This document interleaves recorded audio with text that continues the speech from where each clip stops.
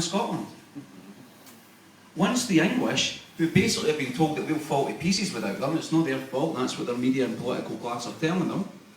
Once they see us safeguarding the NHS, once they see us renationalising industry, once they see us making sure that the most vulnerable in society are protected rather than attacked, they'll say, well, wait a minute, how come tiny wee Scotland, that was supposed to fall to bits, that we've been propping up for the last 300 years, how are they managing to do that?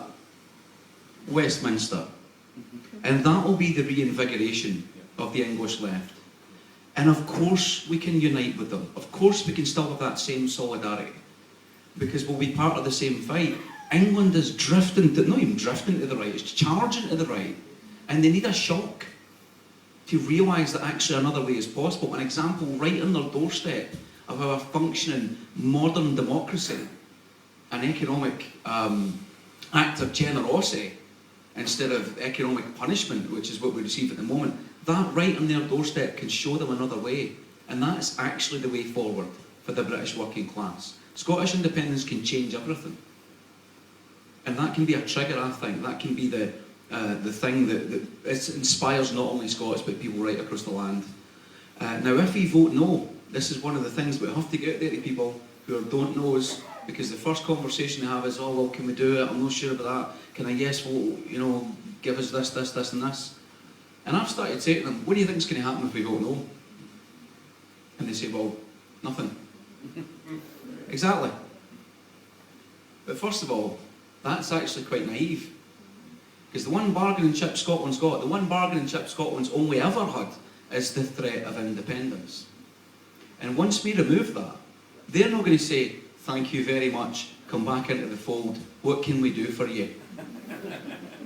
They're going to take the Barnett formula, that will be redressed in London's favour. The block grant that Scotland gets will be lowered. So, keeping prescriptions free, keeping tuition free, keeping the NHS will suddenly become much, much harder. Impossible. Impossible. What else will happen? Well, we might start to see the West Lothian question addressed as well. That's long been a bugbear of the right. So we'll start to see Scots MPs ejected from being able to vote on matters in Westminster, making Westminster a de facto English Parliament. We might start to see the rollback of devolution. All of these things might happen. And how are we going to stop them? We'll have absolutely no power to stop them. We can huff and we can puff, but they'll just be like, what are you going to do about it? You voted for this. You voted for Scotland to just be absorbed straight back in to the polity of the United Kingdom. What are you complaining about?